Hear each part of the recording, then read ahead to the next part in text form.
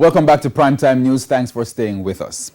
As the January 1, 2020 ban on styrofoam containers draws near, small business operators are calling for a delay in the implementation. They argue that the move will cripple their operations. However, environmentalists are hitting back, saying the measure should be implemented as planned. On January 1 this year, a ban on single-use plastic bags was implemented. There was also clear indication that 1 year later, a ban on styrofoam would also be implemented. But with just over a month to go, President of the Small Business Association of Jamaica, Hugh Johnson, says while they agree with banning non-biodegradable materials for environmental reasons, there are grave concerns for association members.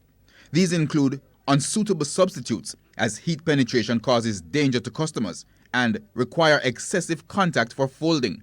One of the other grave concerns is the cost, because all the alternate materials that we have been introduced to is 3-4 times the cost of the present one.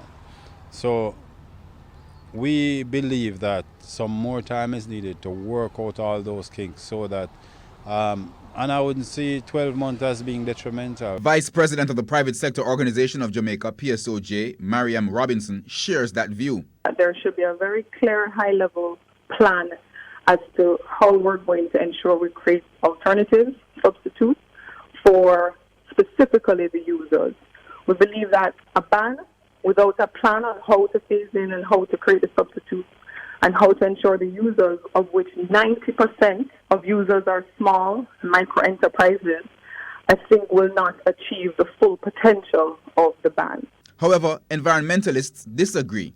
Speaking on RJ's Beyond the Headline recently, CEO of the Jamaica Environment Trust, JET, Susan Stanley, insisted that the January 1, 2020 implementation date is adequate time. They knew this was coming from 2016. Senator Samuda announced his intention to put forward this motion in the Senate in 2016. It happened in 2016. There was a 3-year period of public consultation. Local manufacturers had an additional year to prepare themselves and transition away from the material. So, they have had time. We asked both the Small Business Association president and the PSOJ vice president about the years of preparation time given as suggested by the JET CEO. They explained that while larger organizations were able to transition to paper and cardboard containers, it's small businesses which are struggling.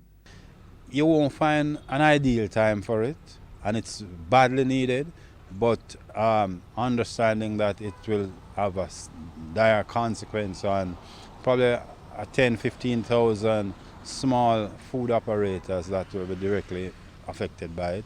So for those reasons, we are asking for an extension of this time. By the end of 2020 for sure, but we actually just think it should be phased in because of the state of readiness right now is not where we think it needs to be. Mrs. Robinson says while the PSOJ is calling for a structured transition plan at the policy level, plans are in place to have larger organizations that have already made the switch from styrofoam to meet with small business operators to share plans and strategies that may help them transition as well.